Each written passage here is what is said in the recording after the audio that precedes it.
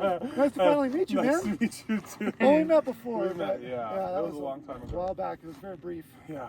Anyways, well, sweet. We are here today with Bob, Robert, or Bobby. He goes by, what do you go by on social media? Bob usually, but this is the Subuggy XV, There you go. and she's my baby. Yeah, she is. So tell me more.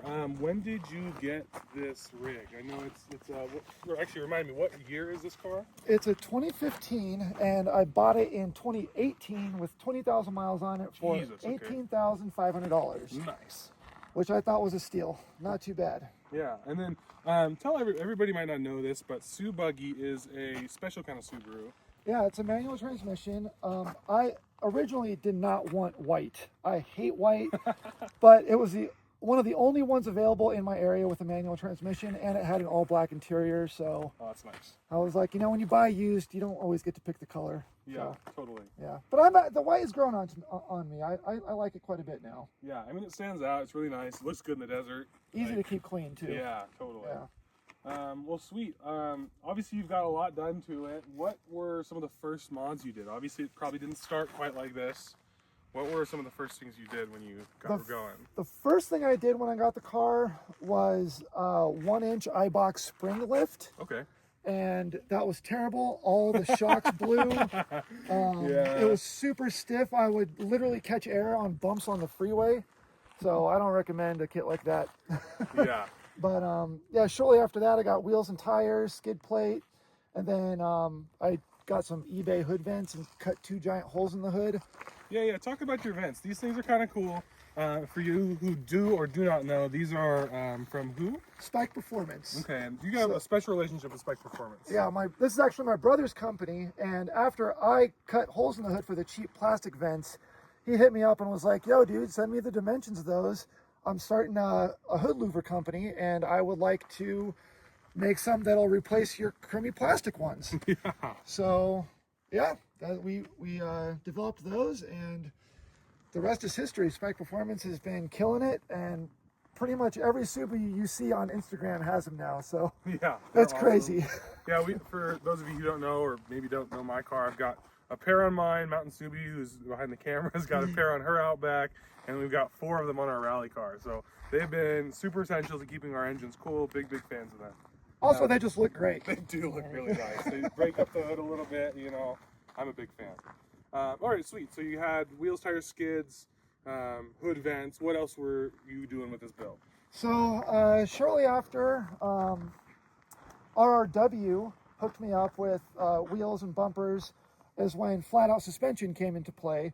I saw them on Instagram and saw that they only had about 300 followers, and reached out and told them I can help them gain some followers if they can help me out with some suspension. And he told me I'll give you a great deal for a YouTube video, and sent them over, and they've been honestly my favorite upgrade on the car by far is the suspension kit.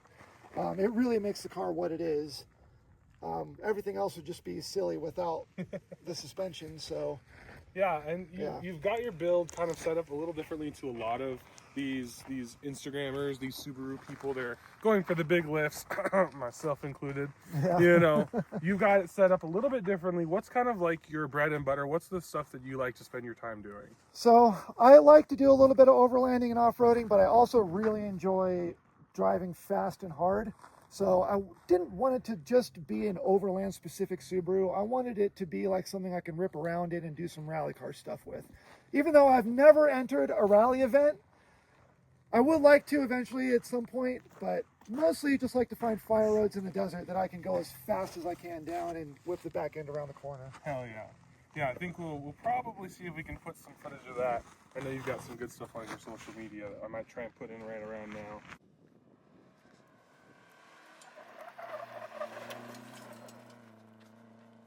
Let's see our buddy Bob come up this. Oh yeah, Bob! Oh yeah! Let's go, baby! A little momentum goes a long freaking way, and you'll be good.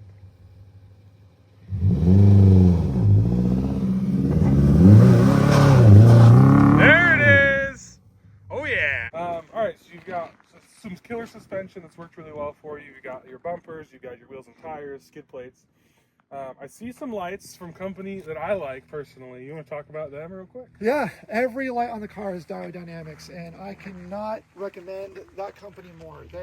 They've been absolutely amazing. These things are bulletproof, super bright. I mean, and for the price, like, they're unbeatable. Because I mean, no shade on like Baja Designs or what's the other big one? Rigid or KC. KC. I mean, they're great lights, but they're so expensive. And these are, I would say, right on par with the most expensive lights you can find. And yeah, they just absolutely crush it. Yeah, no, that's awesome. Yeah, like you guys know, we're a big fan of Dynamics here. Been using them for a few years ourselves. But yeah, they're some pretty quality lighting. Anyways, all right, let's go on. I know you've got some stuff going on in the back, some more lighting and stuff, and just show people what's going on back there. Sure. Yeah, so for the back, just more Dynamics lights. You can see the external reservoir on the flat-out suspension hanging out the bottom there. And what's that blue bar down there? A lot of us don't have something like that, so tell me what you got. That is a slightly beefier sway bar. I only have one on the rear.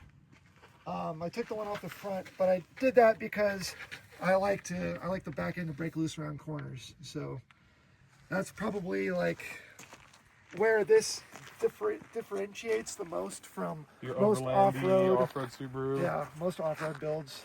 Nice. Okay. Yeah. And then let's go in here really quick. Also, I'm hoping the audio is good. I have no idea. I probably should get some mics. We probably need some mics. I'm trying to put my voice that way. Yeah. But if you want to come in here, what you got something going on? Maybe actually the front might be better. Oh, it is the front. Yeah. But this is something that a lot of people aren't running on their coilovers, but I think is really key. The cover. Yeah, the spring covers. Yes. So I did that because I just keep some of the grime off the shock. I haven't pulled them off yet. I know that if you live in a really rainy area, they're probably not the best because they do collect moisture and it does get locked in there. Yeah. But in a Southern California climate, we don't have to worry about that as much. Yeah. So it mostly just keeps a lot of dirt and grime off the shock itself. But yeah, that's definitely, I would say, like a Southern California thing. Yeah, that makes total sense. Yeah. Just been riding around here this week.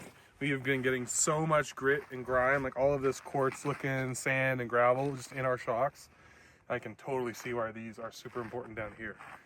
Well, sweet. I think for the most part that kind of covers your build. Anything else you want to talk about before we let you go back to the trails? Not really. I mean, I think that's about it. Subuggy, baby. There you go. That's the Subuggy. I'll link all of your socials down below so you guys can take a look if you want to look at some of the stuff he's been up to. He is always posting, doing something fun. A lot of tutorial stuff, kind of rebuilding things or swapping a motor. Install videos and driving crazy. That's what I like to do. Perfect. Well, sweet. Well, until next time, dude. Adios. Right on, man. Thank you. All right.